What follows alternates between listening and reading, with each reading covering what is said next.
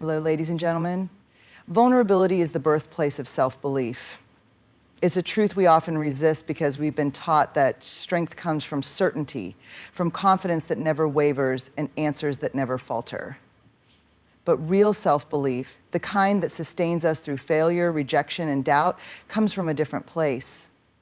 It comes from the willingness to show up just as we are, no masks, no guarantees, and still say, I'm worthy of trying. I'm worthy of being here. We live in a world that prizes perfection. From an early age, we are rewarded for getting things right, for staying within the lines, for being composed, capable, and certain. But self-belief doesn't flourish in perfection. It doesn't live in the tidy spaces of our resumes or our carefully curated identities. It grows in the messy middle, in the awkward, uncertain, tender moments when we risk being seen, flaws and all. Vulnerability by its nature is uncertain. It's the act of stepping forward without knowing the outcome. It's applying for the job you're not sure you're qualified for. It's starting a conversation you've been avoiding. It's saying, I love you first. It's asking for help. These moments may seem small, but they require enormous courage. They also require a quiet, steady belief that you are enough, even if the world doesn't applaud your effort. That's the tricky part. Believing in yourself without external validation. We are conditioned to tie our self-worth to approval from teachers, bosses, partners, social media, likes. But self-belief is not built on applause. It's built in silence when no one's watching, when you choose to trust yourself anyway, when you stand in the mirror, heart pounding, and say, I am scared, but I'm doing it anyway. That's the birthplace of resilience.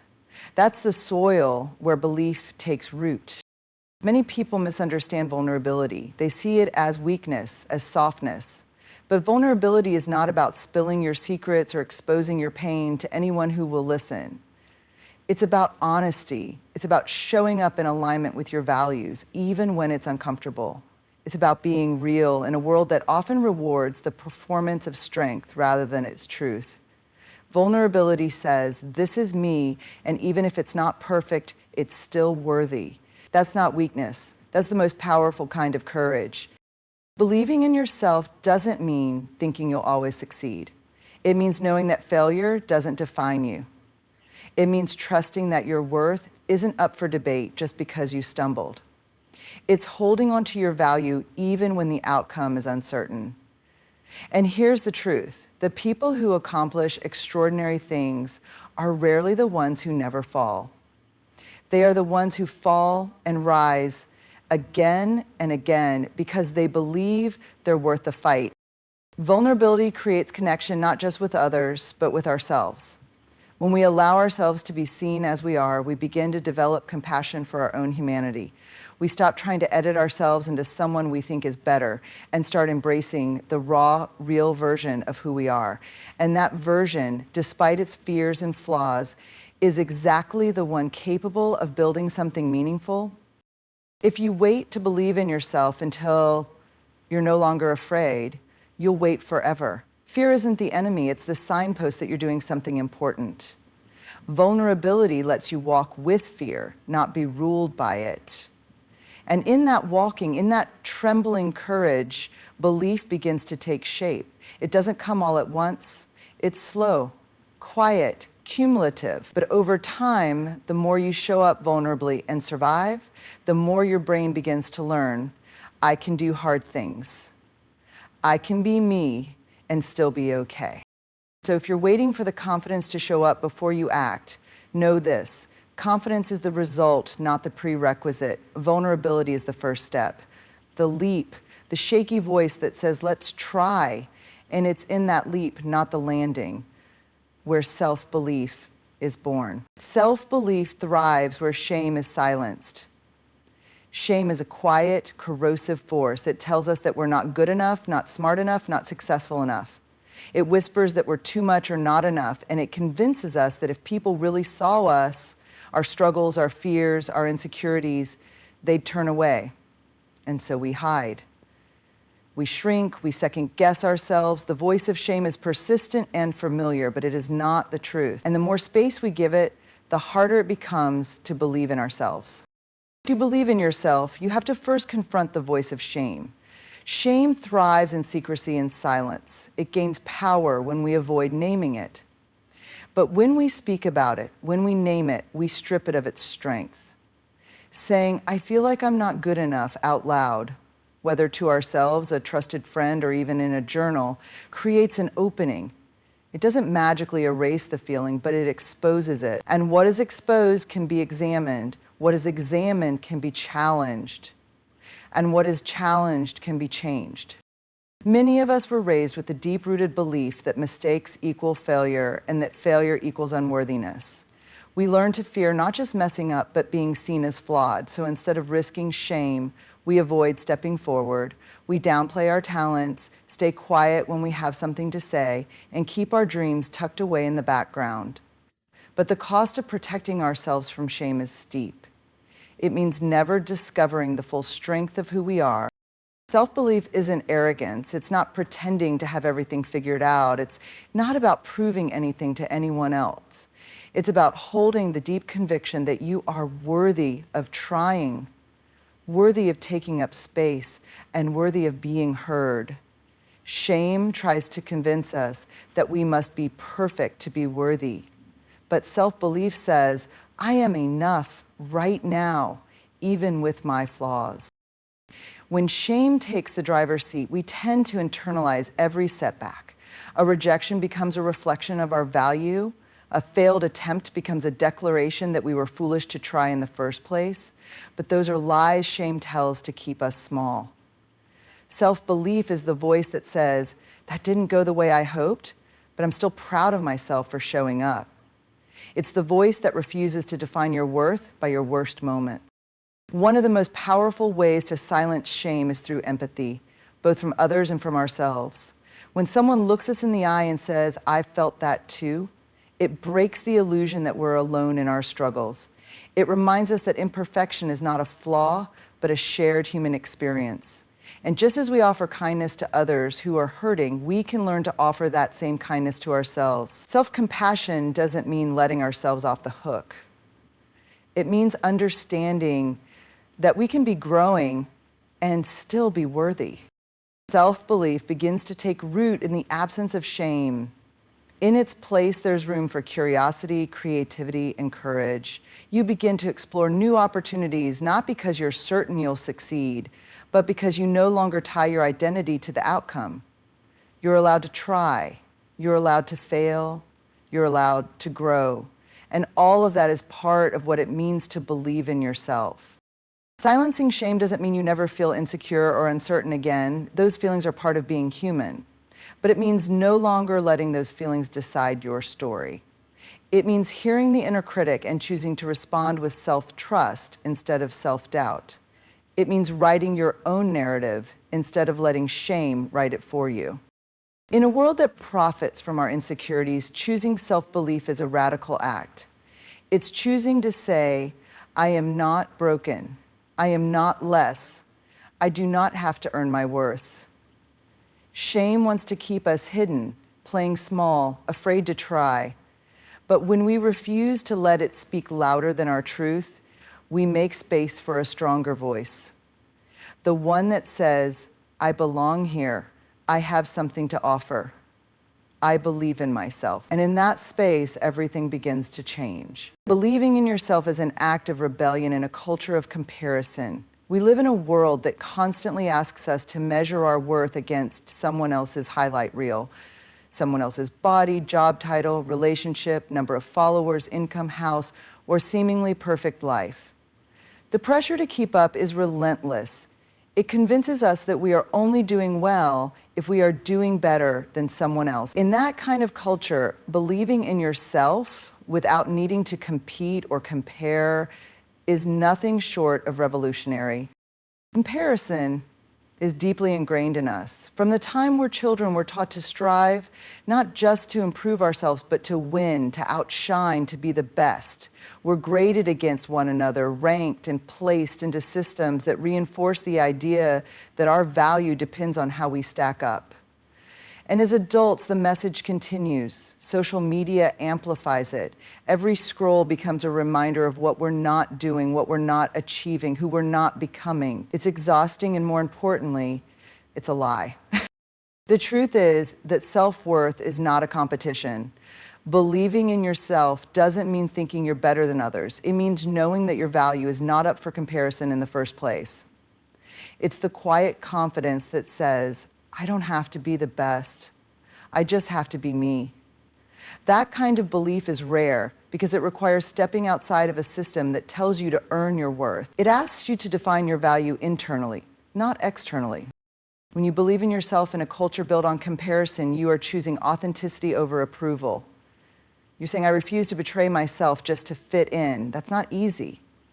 There's a real risk in choosing your own voice when it might not match what everyone else is doing. But there's also freedom, profound freedom, because when you stop looking sideways and start looking inward, you begin to realize that you were never meant to follow someone else's path. You were meant to create your own.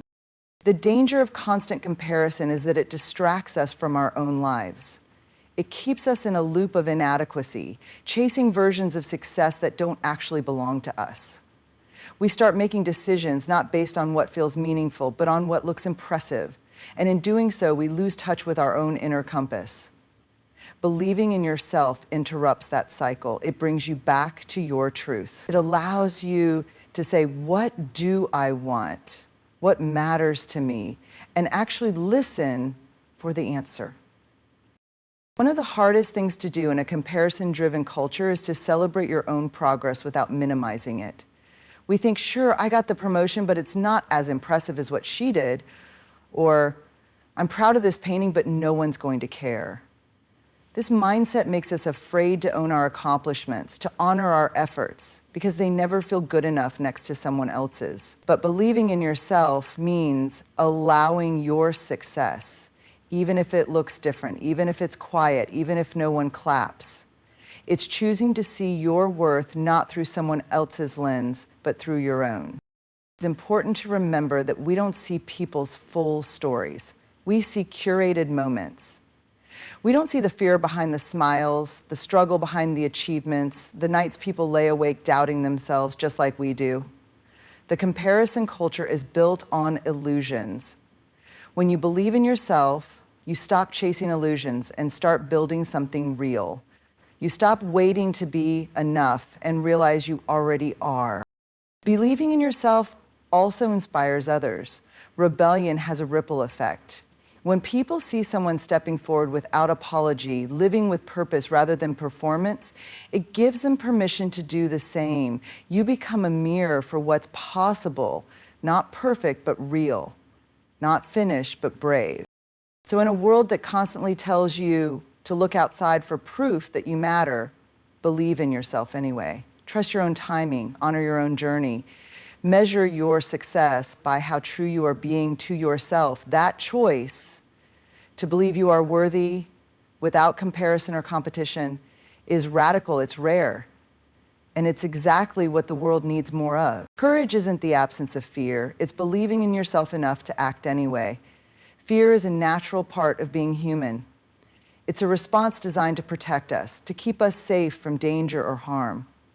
But in today's world, fear doesn't just show up when we're physically threatened. It shows up when we try to speak up, take a risk, ask for something we need, or move towards something we care deeply about. It shows up when we step outside of what is comfortable or familiar. And because fear is loud and persistent, we often wait for it to go away before we do the thing that matters to us. But that day rarely comes. The truth is, fear doesn't disappear before we act. It doesn't step aside and clear a path for us. It walks beside us. It challenges us. And if we let it, it can control us. Courage is not about waiting until fear is gone. It's about deciding that what we want, who we are, or what we believe in is more important than the discomfort of fear. It's about trusting ourselves enough to act, even when we're trembling. Believing in yourself doesn't mean you're never afraid. It means you've learned that fear doesn't have to be a stop sign. It can be a signal, evidence that you're on the edge of growth, that you're doing something meaningful. Often the things that scare us the most are the things that matter the most. Public speaking, starting a new job, ending a relationship, asking for forgiveness, launching a project, all of these require vulnerability. And vulnerability always carries risk. That's where courage comes in. Courage is not loud. It doesn't always look bold or dramatic. Sometimes it's quiet. Sometimes it's a whisper that says, try again. Sometimes it's choosing to show up to a conversation that makes your palms sweat. Sometimes it's allowing yourself to dream even after failure. Sometimes it's just getting out of bed and facing the day when everything inside of you wants to retreat. Courage doesn't need to be heroic. It just needs to be honest. When you believe in yourself, you don't deny your fear, you acknowledge it and keep going anyway. You recognize that fear might ride along, but it doesn't get to steer. You act because you know that the regret of not trying is heavier than the fear of failing. That self-trust builds over time. It starts in small moments, when you say what you mean, when you do what you say you'll do, when you follow through on a promise to yourself. And every time you do, you reinforce the belief that you can count on yourself. That's where courage begins to take root. It's easy to admire brave people from a distance and assume they're fearless. But the truth is, most courageous people are deeply familiar with fear. They've simply made a different decision. They've decided that fear doesn't get the final word. And they've practiced enough times to know that they can survive discomfort, rejection, or uncertainty. That's what believing in yourself means. It's not about being certain of success, but being certain that you are strong enough to face whatever comes. There's also a deep connection between courage and self-compassion. You can't expect yourself to be brave if you punish yourself every time you fall short. You have to create space for your own humanity, your own missteps. Courage doesn't guarantee a smooth path. You'll stumble, you'll make mistakes. But believing in yourself means trusting that you can learn, adjust, and keep going. It means offering yourself kindness in the process. Fear is part of the equation, not the enemy. It tells you that something matters. And when you compare that fear with belief in your own worth and capability, you unlock something powerful. You step into a life that is no longer dictated by limitations, but by possibilities. You stop asking, what if I fail? And start asking, what if I fly? That shift, subtle but significant, is what defines a courageous life. So no, courage isn't the absence of fear. It's the decision to move forward with fear in your heart and belief in your soul. It's knowing that you don't have to feel brave to be brave. You just have to believe that you are worth the risk. And that belief, quiet, steady, unwavering, is what will carry you through.